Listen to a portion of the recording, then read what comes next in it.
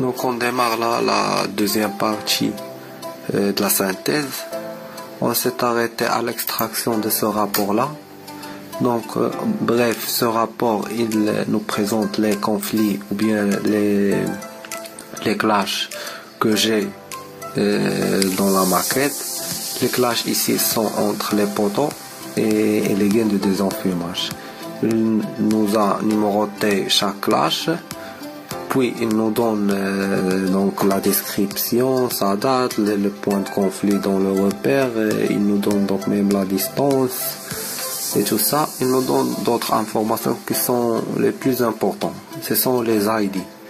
Ou bien donc Revit il a identifié chaque élément par un numéro. C'est ça l'ID, c'est comme ce qu'on a dans notre carte nationale. On a par exemple un numéro identifiant, c'est la même truc dans Revit. Donc chaque élément il est identifié par un ID.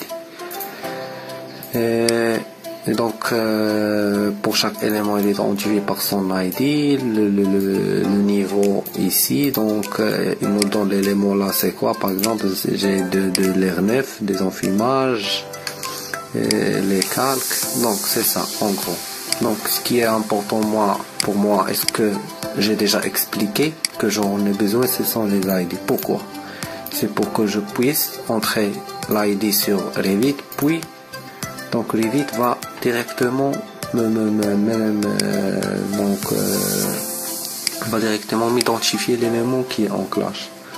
D'accord? Donc maintenant je passe vers la maquette.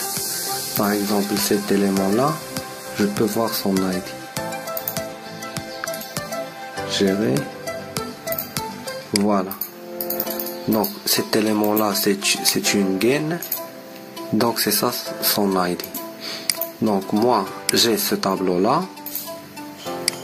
J'ai les ID. Je peux sélectionner n'importe quoi. Mais il faut faire attention si je suis dans la maquette des enfumages. Donc c'est implicitement je passe à prendre les ID des gains des enfumages. D'accord? Donc moi j'ai les gains ici. D'accord? J'ai la modélisation. J'ai les éléments et les gains qui sont en clash par exemple. J'ai pour chacune son ID. D'accord? Donc si je veux donc identifier ces éléments là, je prends les ID, je le copie. D'accord? Je viens là. Je peux sélectionner comme ça ou bien passer en 3D. Si je veux passer en 3D, c'est simple. Je clique là. Puis je clique sur la bande de sélection. Voilà. Là.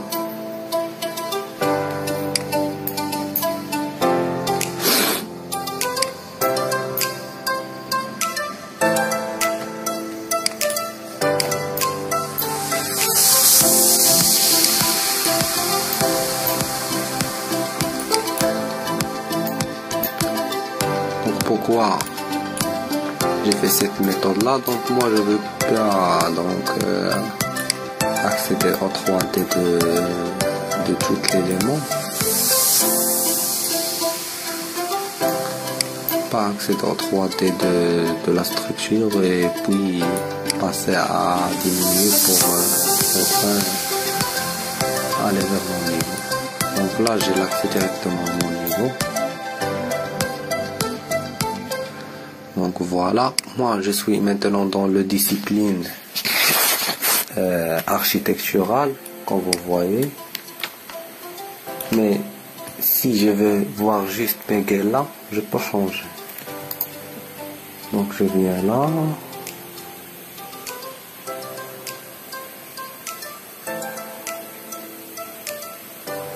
Donc je prends, donc là j'ai la discipline qui est archi.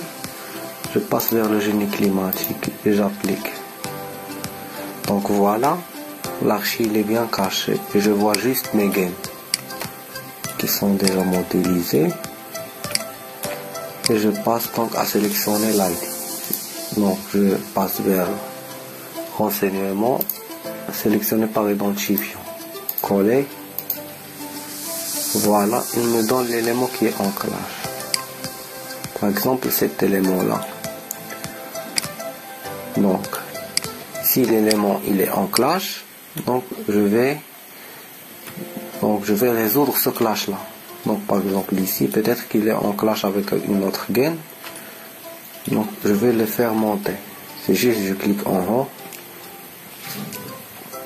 Voilà, dès que donc je vois une petite distance entre lui et la gaine qui est en vert. Donc je peux voir même la gaine qui est en vert, ça c'est quoi?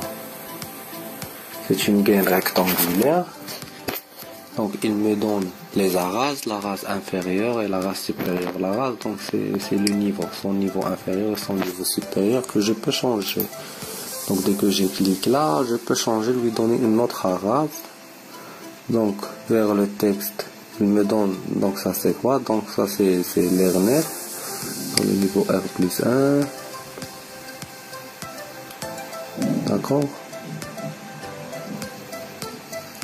Donc le type de système, donc ils ont donné le type de système. J'ai ici les autres types de systèmes, Lerner, CTA, donc j'ai tout, désenfumage, l'extraction, reprise, soufflage.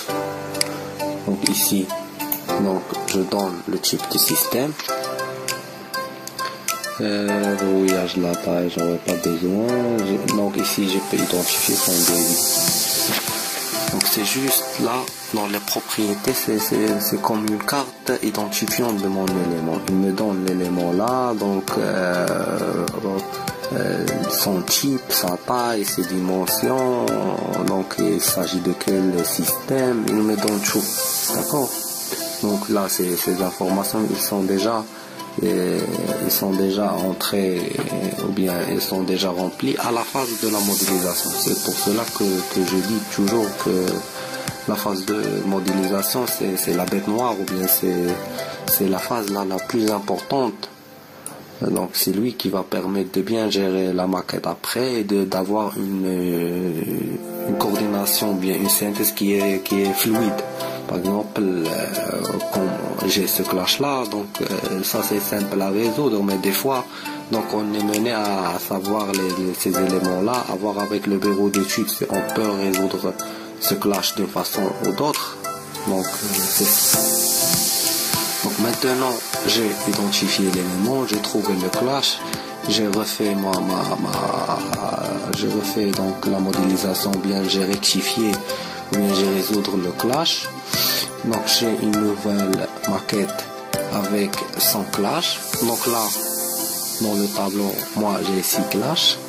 Donc normalement je dois donc entrer les 6 ID des éléments qui sont en clash pour les résoudre. Mais nous on fait juste un exemple d'un seul clash. Donc là on suppose que j'ai aucun clash. Donc ce que je vais faire, c'est que je vais extraire de nouveau la maquette. Je viens vers fichier, exporter, Navisworks.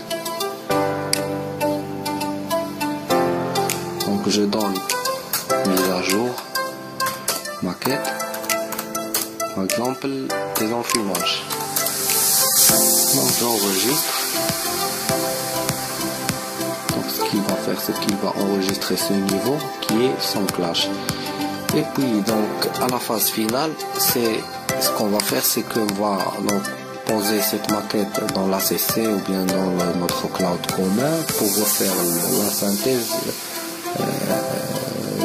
dans sa phase finale, parce que la synthèse ça commence avec une pré-synthèse qu'on a vu dans la première partie. Et la synthèse finale, c'est après que donc chaque modeleur il récupère les mises à jour qu'il doit faire, il récupère les clashs qu'il a, donc lui il modifie au niveau de sa maquette. Donc on passe maintenant à la phase finale. Donc maintenant dès que j'ai extrait donc le Navisworks, je vais le déposer dans la CC ou dans le cloud ou bien dans n'importe quelle plateforme collaborative. Donc pour refaire le travail, pour refaire la synthèse dans sa phase finale.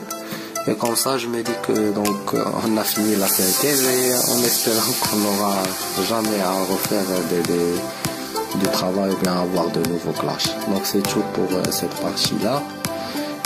J'espère que c'était bien présenté.